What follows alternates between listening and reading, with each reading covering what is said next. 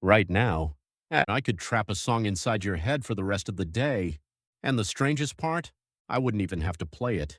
Just reading the words, Baby Shark, or Never Gonna, there's a good chance your brain already finished the song. You didn't choose to think about it, your brain did.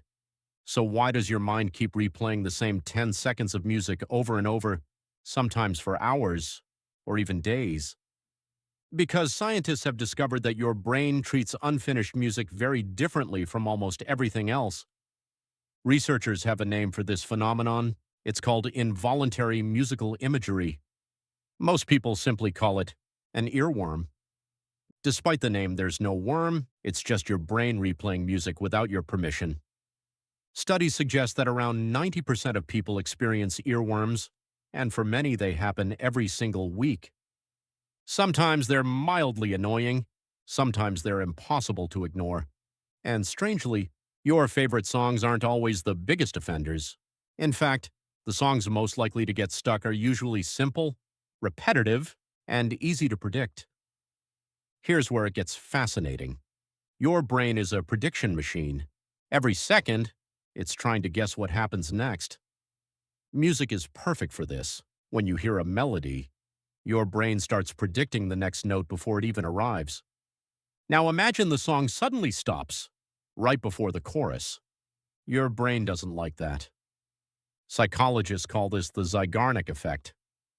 Unfinished things tend to stay active in your mind much longer than completed ones. It's why you remember unfinished homework better than homework you've already handed in. And music works the same way. Your brain keeps trying to complete the pattern, even when the speakers have gone silent. Not every song becomes an earworm. Scientists have noticed that the worst offenders usually share a few traits. They're repetitive, they have a simple melody, a steady rhythm, and one small section that repeats again and again. Think about nursery rhymes, advertising jingles, or children's songs. They're engineered to be remembered. Not because they're better music, but because they're incredibly easy for your brain to replay. Once that pattern is stored, your auditory cortex can play it back almost like pressing repeat on a music player, except there's no off button. Surprisingly, yes, but probably not the way you've been trying. Most people try to force themselves to stop thinking about the song. That usually makes it worse. It's similar to trying not to think about a pink elephant. Instead, research suggests a few strategies can help. Listen to the entire song from beginning to end. Sometimes completing the musical pattern gives your brain the closure it was looking for. Another option? Occupy your working memory with something else, reading, a puzzle, or even chewing gum. Oddly enough, studies suggest chewing gum may reduce the vividness of musical imagery by interfering with the brain systems involved in silently rehearsing sounds. So, why would our brains evolve to do this at all? Scientists aren't completely sure, but one idea is that the same memory systems responsible for learning language, recognizing patterns, and predicting sounds are also responsible for earworms.